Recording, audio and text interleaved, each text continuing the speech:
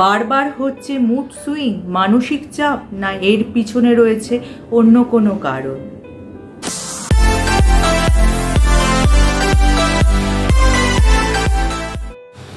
Hello friends, welcome back to my channel.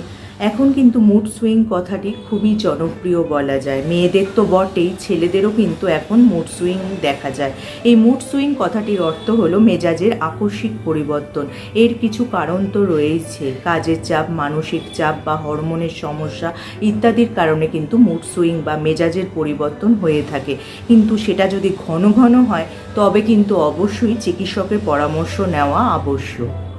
এবার আসা যাক কী কী কারণে এই মুড সুইং হয়ে থাকে মেয়েদের তো মুড সুইং হওয়ার অনেক কারণ আছে, যেমন পিরিয়ড হলে বা প্রেগনেন্ট হলে কিন্তু মুড সুইং হয়ে থাকে। প্রতি মাসে যে মেয়েদের পিরিয়ড হয় এই সময় শারীরিক বা মানসিক পরিবর্তন কিছু হয়ে থাকে এবং হরমোনাল কিছু চেঞ্জেস হয়, যার ফলে কিন্তু মুড সুইং হয়। আর প্রেগনেন্ট অবস্থাতেও শারীরিক কিছু পরিবর্তন হওয়ার ফলেও মুড সুইং এই সময় কিন্তু অনেকটাই বেড়ে যায়।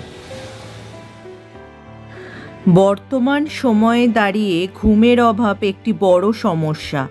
নারী পুরুষ নির্বিশেষে সকলের ক্ষেত্রেই ঘুমানোর সময় মানুষের মস্তিষ্ক এবং শরীর বিশ্রাম পায়।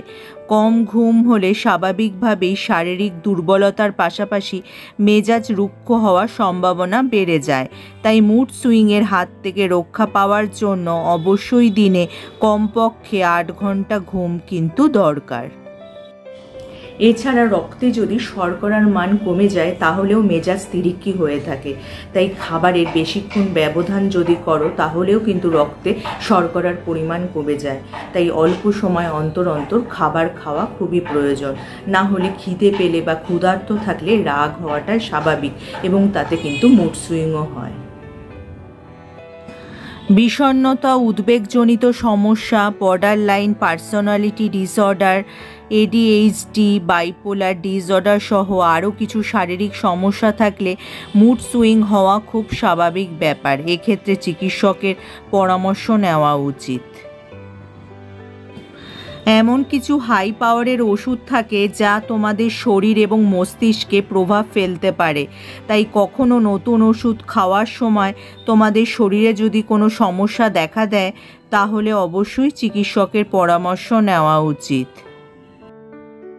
এক্ষেত্রে ডায়েটও কিন্তু খুব গুরুত্বপূর্ণ ভূমিকা পালন করে থাকে। চিনি বা ক্যাফিন ইনটেক করলে কি হয়, আমাদের মস্তিষ্কের কার্যকারিতা ত্বরান্বিত হয়, যার ফলে কিন্তু মুড সুইংও বেড়ে যায় এই সময়। তাই চিনি বা ক্যাফিন থেকে দূরে থাকাই ভালো। সুষম খাবার তোমাদের খেতে হবে, শাকসবজি, ফল ইত্যাদি খেলে শরীর যেমন ভালো থাকবে তার পাশাপাশি কিন্তু মুড সুইংও কমে যাবে।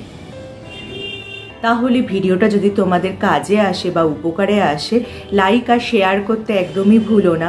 যারা আমার এই চ্যানেলটা প্রথম দেখছো, চ্যানেলটাকে অবশ্যই সাবস্ক্রাইব করে নিও এরকম উপযোগী ভিডিও আরও দেখার জন্য। তার পাশে যে বেল আইকনটা আছে ওটা প্রেস করে অন করে দিও, যার ফলে যখনই আমি ভিডিও আপলোড করব নোটিফিকেশান তোমাদের কাছে পৌঁছে যাবে। আজ তাহলে আসি, আবার দেখা হবে আগামী পর্বে।